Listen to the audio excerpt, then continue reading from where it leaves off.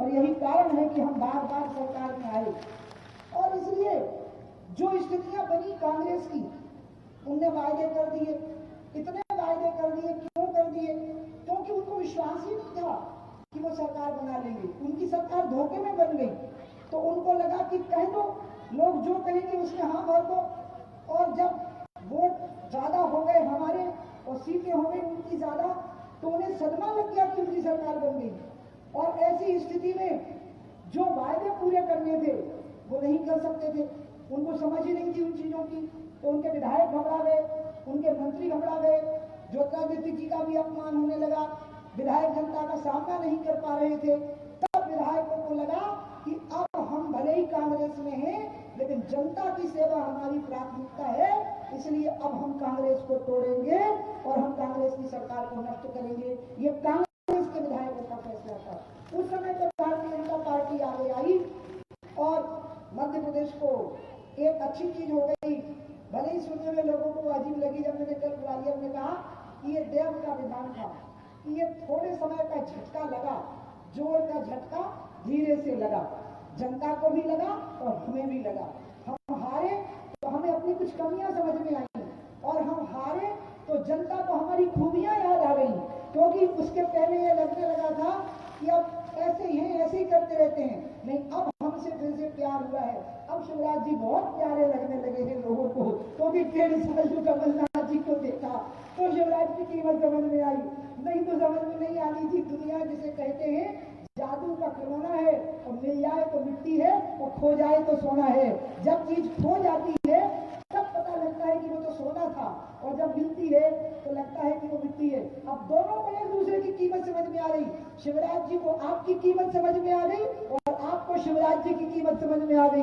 दोनों आ गई कि नहीं आ गई? इसलिए एक जोर का झटका धीरे से लगा, और अब 15-20 साल के लिए आप निश्चिंत रहो, यहाँ भारतीय जनता पार्टी की सरकार रहेगी, कोई माई का लाल इसको हिला नहीं सकता। और इसलिए जब मुन्ना ने ये कहा कि दीदी आप कहोगी तो मैं जाऊंगा भारतीय जनता पार्टी में, तो मैंने शिवराज जी को फोन किया, तो मुन्ना मेरे घर बैठा है, बीडी को भेज दीजिए। और बीडी शर्मा हमारे जो प्रदेश अध्यक्ष हैं वो आए।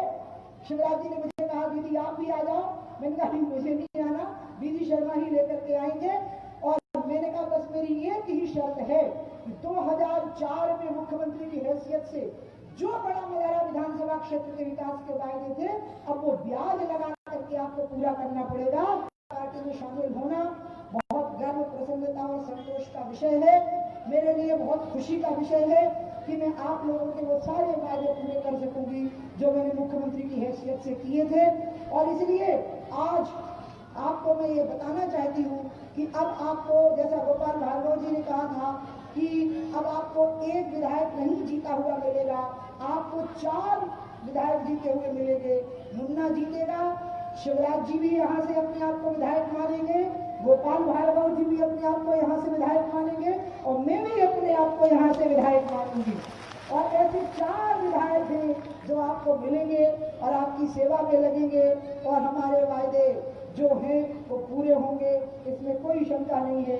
घर घर पीने का पानी होगा, हर खेत को पानी होगा, हर हाथ में रोजगार होगा, नौजवान के चेहरे पर रोजगार से आई हुई खुशी की लाली होगी, भूखे के सामने भोजन से भरी थाली होगी, किसान के खेत में खुशहाली होगी, और गौ गंगा और नारी की रखवाली होगी। यही मेरा संकल्प है। और मैं आदरणीय शिवराज जी का अपनी विधानसभा क्षेत्र में अपने प्राणों से भी बढ़कर के प्यारे ये जो लोग हैं जो मेरे सामने हैं, जैसे हनुमान जी के दिल में सीताराम जी बसते हैं, ऐसे ये मेरे दिल में बसे हुए जो मेरे भगवान मेरे सामने हैं। मैं अपनी जन्मभूमि पर, अपनी कर्म भूमि पर मैं शिवराज जी का बहुत बहुत स्वागत करती हूँ। और आप सबसे आज हाथ उठवा करके मुझे शिवराज जी के लिए आशीर्वाद मांगना है कि मुन्ना भी जीतेगा और शिवराज जी को अखंड राज्य का आप आशीर्वाद यहाँ से दीजिए। उठाइए मेरे साथ में हाथ, बांधिए मुट्ठियां, बोलिए भारत माता की, गौ माता की, गंगा माता की, दुर्गा माता की, राजा रामचंद्र की, बजरंगबली की। चूंकि हमें जल्दी जाना है, हेलीकॉप्टर की टेक ऑफ जल्दी है, और शिवराज जी बहुत लंबा चल के आए, मुझे दुख भी हो रहा था, इसलिए मैं अपनी बात समाप्त करूंगी और आप सभी लोगों को एक बार फिर से प्रणाम करूंगी और प्रभु से प्रार्थना करूंगी कि जैसे आपने रावण का संहार किया था, हे राम आप कोरोना का भी संहार कर दीजिए धरती से, ताकि सभी लोग सुख से जिए। बाकी मैं आपसे विनती रहूंगी, इन्हीं शब्दों के साथ अपनी बात समाप्त करती हूँ। बहुत बहुत धन्यवाद सम्मानित उमा भारती जी।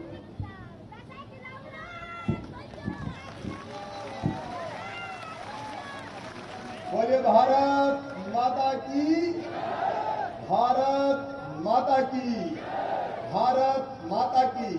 हमारा और आसपास की बहनों भाइयों की और मेरे भांजे और भांजियों की।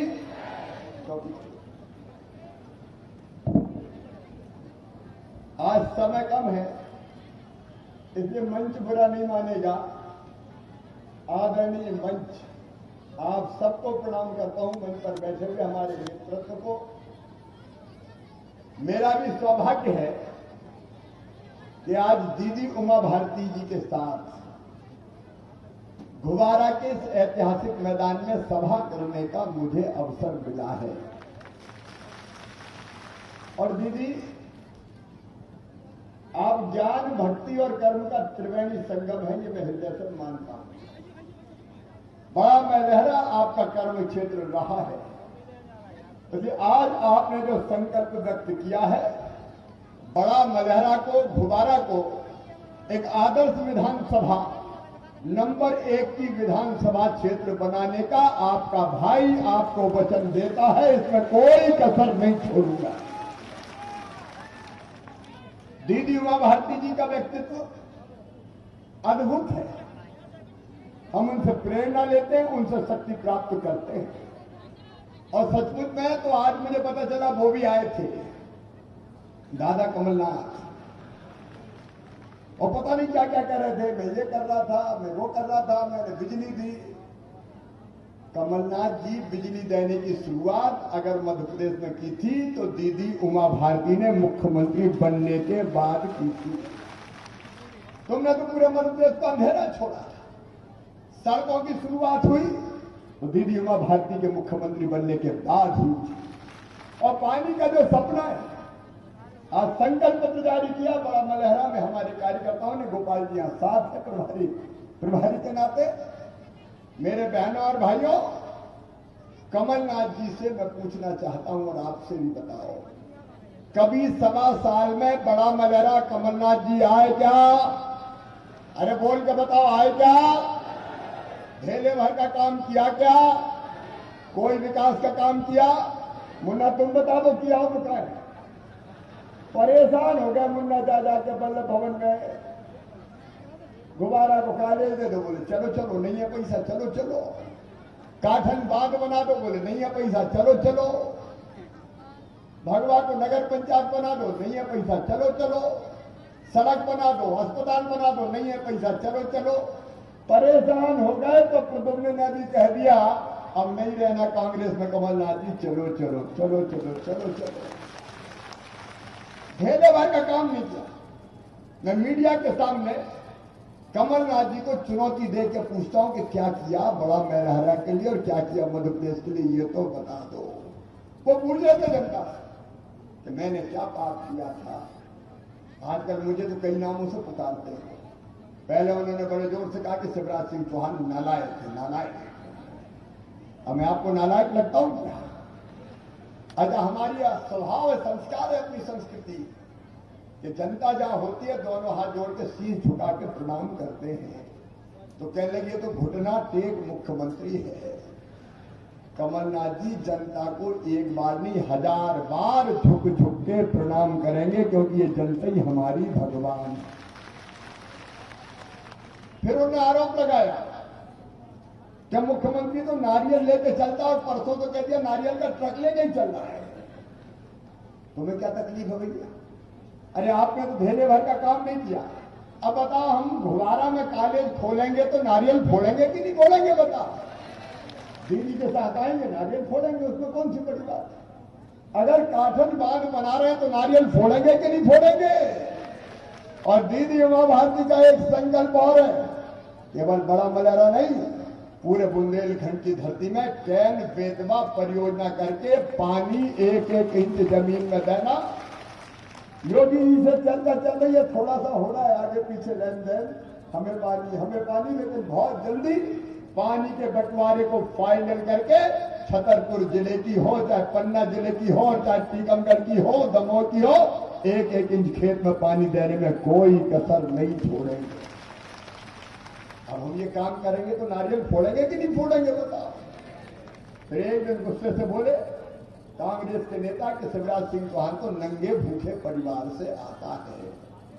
कमलनाथ जी, हम तो जैत में पैदा हुए, किसान के घर पैदा हुए, पिछड़े परिवार में पैदा हुए, हम नंगे भूखे। हमारा नरा तो मध्य प्रदेश के सीहोर जिले में गड़ा हुआ है, जैत गांव में। लेकिन तुम कहां से आए भैया? आपका गांव, आपका ठाव, हम नंगे भूखे। और पूछा था हमने क्या पाप किया? कमलनाथ जी, जिसको आप और एक और कर नेता है, वो कह रहे थे शिवराज सिंह चौहान कमीना है, कमीना, दिल्ली से आए थे। अब हम नालायक, हम नंगे भूखे, हम कमीने, हम घुटना टेक, कितनी भी गाली दे लो हमें फर्क नहीं पड़ता। लेकिन एक बात का जवाब दे दो, हम नंगे भूखे। हमने तय किया था मेरे बहनों और भाई, मध्य प्रदेश की धरती पर किसानों को 0% ब्याज पे कर्जा दिया जाएगा। सेठ कमलनाथ, आपने 0% ब्याज का कर्जा खत्म करके 18% पे ब्याज पे कर्जा देना शुरू कर दिया। हम नंगे भूखे। हमने तय किया था घुमारा के बेटे बेटी हो, कि कोई भी बेटा बेटी हो, चाहे वो सामान्य वर्ग का हो, चाहे वो पिछड़े वर्ग का हो, अनुसूचित जाति का हो, अनुसूचित जनजाति का हो, अगर उसके परिवार की वार्षिक आय 8 लाख रुपया से कम है और पढ़ने में तेज है, उसका admission medical, engineering college, IIT, IIM कहीं भी होगा, तो उसकी फीस उसके माता पिता नहीं भरवाएंगे, मामा शिवराज सिंह चौहान भरवाएगा, भारतीय जनता पार्टी की सरकार भरवाएगी। सेठ कमलनाथ जी, आपने बच्चों की फीस भरवाना बंद कर दी। मेरे भांजी ने क्या बिगाड़ा था? हम कमीने, हमने तय किया मध्य प्रदेश में जो मेरे बेटा बेटी 80% से ज्यादा 12वीं में नंबर लाएंगे, मामा लैपटॉप दिलवाएगा। सेठ कमलनाथ जी, तुमने मेरे भांजियों का लैपटॉप छीन लिया।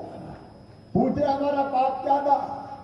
कमलनाथ जी, हमने तय किया था भारतीय जनता पार्टी की सरकार ने कि बिटिया की शादी कन्यादान योजना के अंतर्गत करके एक छोटी गृहस्थी का सामान बिटिया को देंगे। सेठ जी ने कहा मैं तो 51,000 दूंगा, और 51,000 कह के फेरे भी पड़वा दिए, डोली भी उठवा दी, बेटी ससुराल भी पहुंच गई, भांजी भी आ गए, लेकिन 51,000 रुपया कमलनाथ के आज तक नहीं आए। हम नंगे भूखे। अरे हमने तय किया बहनों और भाइयों, तो मध्य प्रदेश की धरती पर भगवान ना करे कभी ऐसा हो, अगर किसी एक्सीडेंट में कोई मौत हो जाए गरीब परिवार में, तो विधवा अगर कोई बहन होती तो जिंदगी बोझ बन जाती, पहाड़ बन जाती। हमने तय किया कि उस बहन की जिंदगी की गाड़ी आसानी से चल जाए, इसलिए 4 लाख रुपया देंगे। सेठ कमलनाथ जी, आपने वो 4 लाख रुपया विधवा बहन के छीन लिए। हम नंगे भूखे। हमने तय किया मेरी बहनों, अगर मेरी बहन बेटे बेटी को जन्म देगी तो जन्म देने के पहले 4,000 और जन्म देने के बाद 12,000, तो 16,000 रुपया लड़ुआ खाने के लिए बहन को दिया जाएगा। सेठ कमलनाथ जी, तुमने तो मेरी गरीब बहनों के मुंह से लड्डू भी छीन लिए। हम कमीने हैं कमलनाथ जी। हमने तय किया कि अगर किसी गरीब की मौत होगी तो अंतिम संस्कार तो सम्मान के साथ होना चाहिए, इसलिए कफन और अंतिम संस्कार के लिए 5,000 रुपया हमने देने का फैसला किया। सेठ कमलनाथ जी, आपने तो गरीबों के कफन के 5,000 रुपया भी छीन लिए, 5,000 रुपया भी छीन लिए। हमने तय किया बहनों और भाइयों कि मेरे बुजुर्ग जो अपने पैसे से नहीं जा सकते, बद्रीनाथ जी, द्वारकापुरी, जगन्नाथपुरी, रामेश्वरम, उनको तीर्थ दर्शन करवाएगी सरकार। हमने तीर्थ दर्शन करवाया और तुमने सेठ कमलनाथ जी बुजुर्गों से तीर्थ दर्शन योजना तक छीन ली। क्या दे दिया कोई बताया? कर्जा माफी कह के वचन से मुकर गए। हालत यह है कि जो अच्छे खासे पैसा दे रहे थे वो डिफॉल्टर हो गए, ब्याज की गठरी उनके सर पर रखी है। अब मैं जहां जाता हूं मिलते हैं, कहते मामा मर गए, ब्याज से तो बचाओ। तो चिंता मत करो रे मेरे किसान भाइयों, कमलनाथ जी ने ब्याज की गठरी आपके सर पर रखी है। वो ब्याज की गठरी शिवराज सिंह चौहान उतारेगा, भारतीय जनता पार्टी सरकार उतारेगी। उन्हें विकास के सारे काम ठप कर दिए, सड़क नहीं, पानी नहीं, कोई योजना नहीं। लेकिन आज ये प्रदुम्न बैठे हैं मुन्ना, तो दीदी के आशीर्वाद से आज आपके बीच फिर से चुनाव लड़ने आए हैं। और कोई आसानी से विधायकी छोड़ता है क्या? अभी 3.5 साल बाकी थे, लेकिन अपने कैरियर को दांव पे लगा के प्रदुम्न ने तय किया, अगर बड़ा मलहरा का विकास नहीं होता, गुब्बारा का विकास नहीं होता, तो ऐसी कांग्रेस में रह के मैं क्या करूंगा। और दीदी के आशीर्वाद से भारतीय जनता पार्टी में आ गए और आज आपके पास आगे सेवा के लिए वोट मांगने आए हैं। विकास के जितने का प्रदुम्न ने बताए, हमने कसर नहीं छोड़ी। और आज फिर एक संकल्प पत्र दिया है। पहली बार जब प्रदुम्न मेरे पास आए तो थोड़े डरे डरे से आए, इनने कुछ काम बताया, मैंने कहा हो जाएगा। ये आश्चर्य कितने के हो जाएगा? वो तो कहते थे चलो चलो ये भी हो जाएगा, मैंने कहा हो जाएगा, ये भी हो जाएगा, बोले मैंने कहा हो जाएगा। प्रदुम्न हम कमलनाथ नहीं है यार, अभी तो विकास का ये ट्रेलर है, पिक्चर अभी बाकी है। और उसके लिए दीदी ने कह दिया है कि नंबर 1 की विधानसभा बनाना है। अरे एक और अजीब बात, आज दीदी के सामने कह रहा हूं, कमलनाथ हमेशा रोते रहते थे पैसे ही नहीं है, पैसे ही नहीं है, मामा खजाना खाली कर गया। अरे मेरे का औरंगजेब का खजाना था कि मामा खाली कर गया, पैसे ही नहीं है। और मैं कह रहा हूं मेरे पास कमी नहीं है, कमी नहीं है, कमी नहीं है, कमी नहीं है। अच्छा ईमानदारी से एक बात बताना भैया मुझे, अगर कोई मुख्यमंत्री कुर्सी पर बैठकर रोए कि मेरे पास कछु है ही नहीं, मेरे पास कछु है ही नहीं, मेरे पास कछु है ही नहीं, तो मुख्यमंत्री का क्या करेंगे? अचार डालेंगे कि चाटेंगे? बताओ क्या करें भाई? मुख्यमंत्री तो काम के लिए होता है। अरे नहीं है पैसा, मैं भी जानता हूं, कोरोना काल है, टैक्स कमाया है, लेकिन तो भी मैं कहता हूं नेता वो है जो कठिन परिस्थितियों में भी, विपरीत परिस्थितियों में भी रास्ता निकाल के जनता को संकट के पार निकाल के ले जाए, वो तो नेता। अब रोते रहो तो कोई भी मुख्यमंत्री बन जाए, धल्लू कन्ना, लल्लू कल्ला, मन्ना जुम्मन, कोई को बना दो, वो कहेगा पैसे ही नहीं है, पैसे ही नहीं है। तो इसके लिए सरकार होती है, तो तब तक के लिए काम रोकने का। सुनो मेरे बहनों भाई, भारतीय जनता पार्टी की सरकार है, दीदी का आशीर्वाद है, नरेंद्र मोदी जी हमारे नेता है। कष्ट और कठिनाई है, लेकिन जनता के कल्याण के लिए पैसे की कमी नहीं आने देंगे, जहां से लाना पड़े नहीं। उधार ले रहे हम लेंगे, उसमें क्या दिक्कत है? कल जब अच्छा समय आएगा तो चुका देंगे, कौन सी बड़ी बात है। और इससे विकास हो गया। और सुनो, आने वाले 3 साल में हर गरीब जो कच्ची झुपड़ियां में रह रहा है उसको पक्का मकान बना के दे दिया जाएगा। सिंचाई की जितनी योजना इस संकल्प पत्र में बताइए जो बन सकती है, कोई अधूरी नहीं छोड़ेंगे, बनाने का अभियान चालू करेंगे। और मेरी माताओं बहनों, केवल खेत के लिए पानी नहीं, खेत के लिए पानी तो देंगे ही, लेकिन घर में अब हैंडपंप का पानी नहीं। एक दिन तो वो आ जाए जब नल लग जाए, पाइपलाइन बिछा के, और मेरी बहनें टोटी खोले तो झरझर पानी आए और घर के अंदर ही घड़ा भर जाए।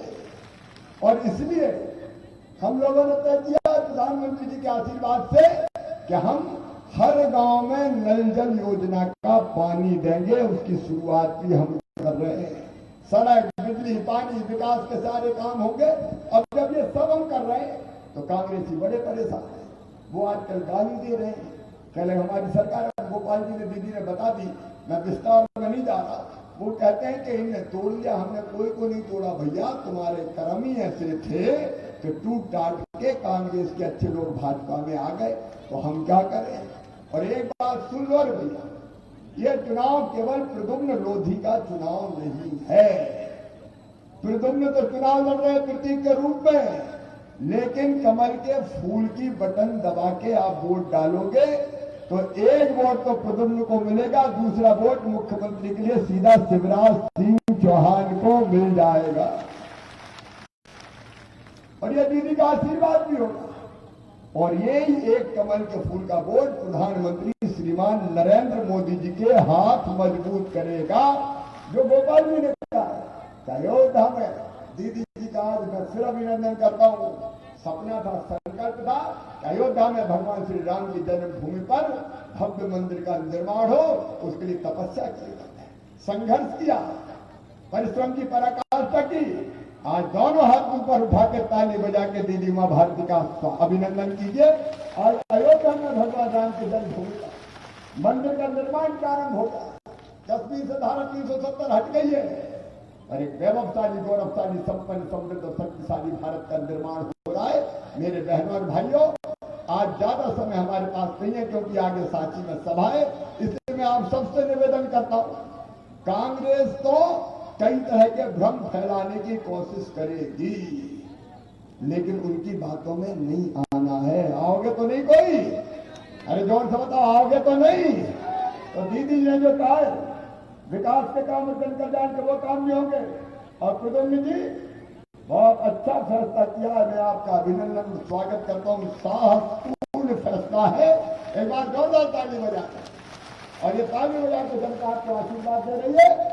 बहनों और भाइयों, कमल के फूल की बटन दबाइए, भारतीय जनता पार्टी को जिताइए और विकास की जवाबदारी दीदी शिवराज सिंह चौहान, प्रद्युम्न गोपाल भार्गव और नेतृत्व में भारतीय जनता पार्टी के सौंप दीजिए। बोलिए सब तैयार हैं? एक मिनट दीजिए। आज आप सबकी तरफ से अगर अनुमति हो जाए तो मैं मुन्ना को विजय की माला पहना दूं और शिवराज जी उनके सिर पर हाथ रख देंगे, आशीर्वाद का उठाइए आप सभी लोग हाथ।